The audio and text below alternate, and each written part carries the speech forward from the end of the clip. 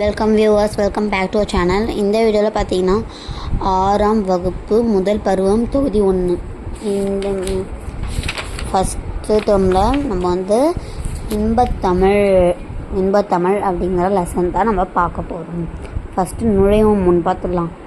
நமது தாய்மொழி ஆகிய தமிழை தமிழ் இலக்கியங்களுள் போற்றுகின்றன.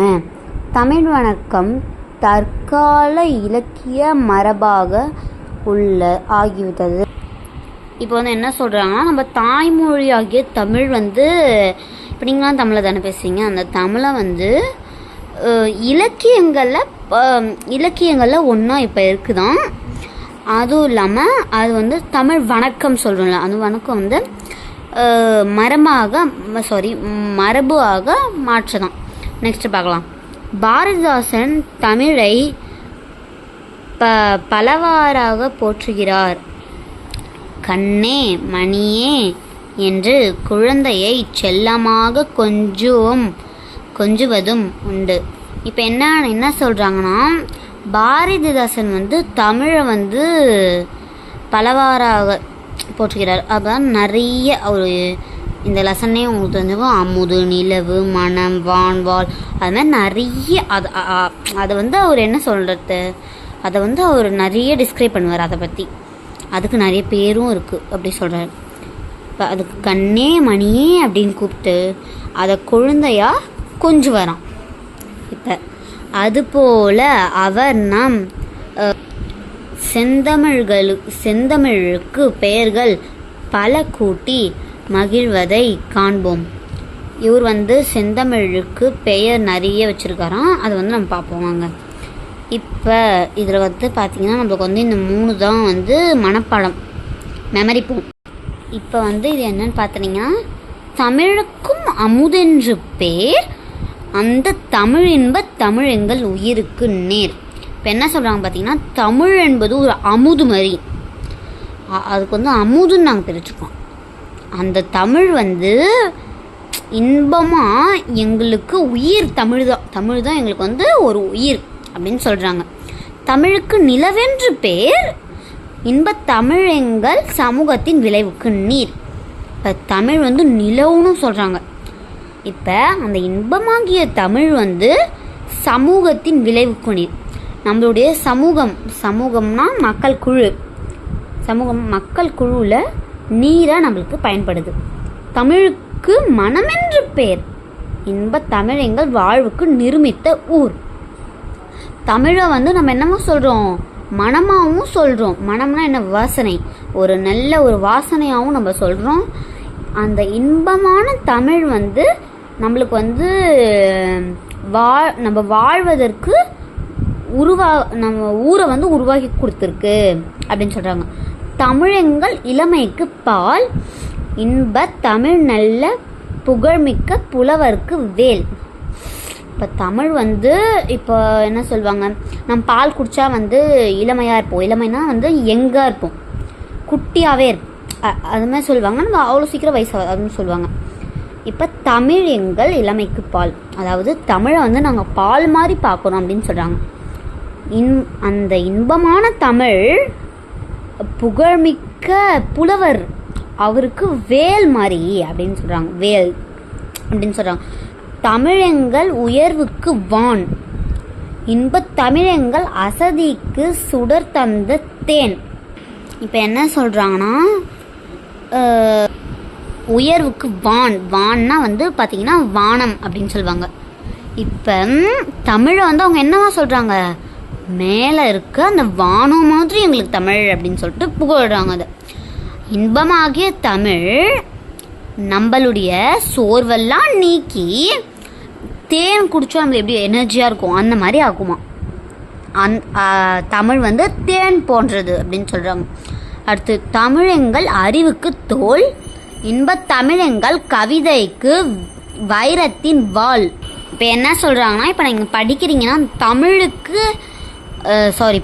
அந்த அறிவுக்கு ஒரு துணையாக தோலாக அது இருக்குமா. ஸோ நம்ம என்ன சொல்கிறோம், தமிழை வந்து தோல் அப்படின்னு சொல்கிறாங்க.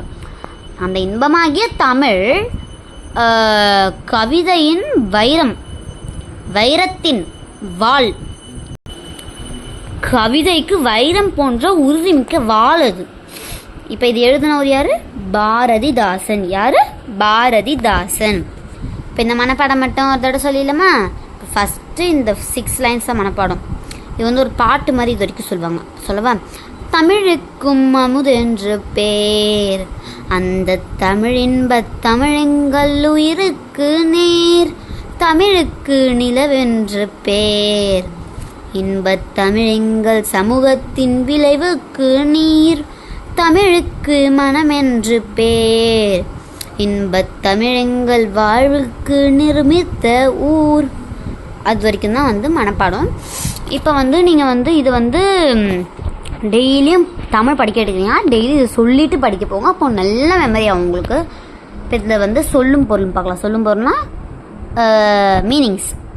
நிருமித்தனா உருவாக்கிய, உருவாக்குவாங்கள்ல சில பொருட்கள் உருவாக்குவாங்களா, அதான் நிர்மித்த உருவாக்கிய. சமூகம் பார்க்கலாம். சமூகம் மக்கள் குழு. சமூகம்னா பப்ளிக் சொல்லுவாங்களா. இப்போ பப்ளிக்கில் ரொம்ப க்ரௌடாக இருக்கும். அதாவது நம்ம வந்து இப்போ ஒரு சூப்பரான ஒரு ஹோட்டல் போகிறோன்னா அங்கே அப்படியே வந்து எப்படி இருக்கும், கூட்டமாக இருக்கும். தட்ஸ் கால் சமூகம். விளைவுனா வளர்ச்சி, அசதி சோர்வு. இப்போ வந்து பாடலின் பொருள் பார்க்கலாம். தமிழுக்கு அமுது என்று பெயர், இன்பம் தரும் தமிழ் எங்கள் உயிருக்கு இணையானது. தமிழுக்கு நிலவென்று பெயர், இன்பத் தமிழ் எங்கள் சமூக வளர்ச்சிக்கு அடிப்படையான நீர் போன்றது. அதே தான் சொன்னல, தமிழை வந்து என்ன சொல்கிறாங்க, அமுதுன்னு சொல்கிறாங்க. அந்த இன்பம் தரும் தமிழ் வந்து எங்களுக்கு உயிர் போன்றதுன்னு சொல்கிறாங்க. தமிழை வந்து நிலவுன்னு சொல்கிறாங்க. அந்த தமிழ் வந்து இன்பம் தரும் தமிழ் சமூக வளர்ச்சிக்கு அடிப்படையான நீர் போன்றதுன்னு சொல்கிறாங்க. நீர் போல. இப்போ நம்ம வந்து எப்படி அந்த தண்ணிலாம் பாசுகிறோன்னா அந்த நீர் அது எவ்வளோ முக்கியமான ஒரு நீர் அது போன்றதுன்னு சொல்கிறாங்க. தமிழுக்கு மனம் என்று பெயர். தமிழ் என்னவும் சொல்கிறாங்க, மனமும் சொல்கிறாங்க. அது எங்கள் வாழ்விற்காகவே உருவாக்கப்பட்ட ஊராகும். அது வந்து எங்கள் வாழ்வுக்கு உருவாக்கப்பட்ட ஒரு ஊராகும் அப்படின்னு சொல்கிறாங்க. தமிழ் நாங்கள் இளமையோடு இருப்பதற்கு காரணமான பால் போன்றது. அதாவது நான் சொன்னல, நம்ம இளமையாக இருக்கணும்னா பால் குடிக்கணும். அப்போ அந்த இளமை போன்றது அந்த தமிழ் அப்படின்னு சொல்கிறாங்க. பால் போன்றது அந்த தமிழ்னு சொல்கிறாங்க. நல்ல புகழ் மிகுந்த தமிழ் புலவர்களுக்கு அது கூர்மையான வேல் போன்ற கருவியாகும். ஒரு நல்ல ஒரு புலவருக்கு அது ஒரு நல்ல ஒரு வேலாகும் அப்படின்னு சொல்கிறாங்க. நெக்ஸ்ட்டு இது பாருங்கள். தமிழெங்கால் உயர்விற்கு எல்லையாகிய வானம் போன்றது, இன்பத் தமிழெங்கள் சோர்வை நீக்கி ஒளிர செய்யும் தேன் போன்றது. தமிழை வந்து எல்லையாகிய வானம் போன்றதுன்னு சொல்கிறாங்க. அதுவும் இல்லாமல் இன்பத்தமிழ் வந்து அந்த இன்பமாகிய தமிழ் வந்து தேன் சாப்பிட்டா எப்படி நம்ம ஒரு புத்துணர்ச்சி எனர்ஜியாக இருப்போமோ அந்த மாதிரி அந்த தேன் போன்றது தமிழ்னு சொல்கிறாங்க. தமிழெங்கால் அறிவுக்கு துணை கொடுக்கும் தோல் போன்றது. தமிழை இப்போ நம்ம படிக்கும் போது அறிவுக்கு தோல் கொடுப்போம் அப்படி சொல்லுவாங்க. அந்த தோல் போன்றது அந்த தமிழ். தமிழெங்கள் கவிதைக்கு வைரம் போன்ற உறுதிமிக்க வாளாகும். தமிழ் கவிதைக்கு வைரம் போன்ற உறுதிமிக்க வாளாகும். அது வந்து அந்த ஒரு கத்தி அந்த வாள் மாதிரி. இயைபுனா ரைமிங் வேர்ட்ஸ். தேர், நேர், பால், வேல் என அடிகளில் இறுதியில் வரும் சொற்கள் ஒரே ஓசையில் முடிந்துள்ளன. இவ்வாறு சொற்கள் ஒரே ஓசையில் முடிவதை இயைபு தொடை என்பர். அதாவது இப்போ வந்து நீங்கள் ரைமிங்லாம் படிப்பீங்களா தமிழில், நேர், பேர், நீங்கள் வந்து இதில் கூட கண்டுபிடிக்கலாம். அதாவது நீங்கள் கண்டுபிடிச்சி எனக்கு வந்து கமெண்ட்டில் சொல்லுங்கள். இயைபு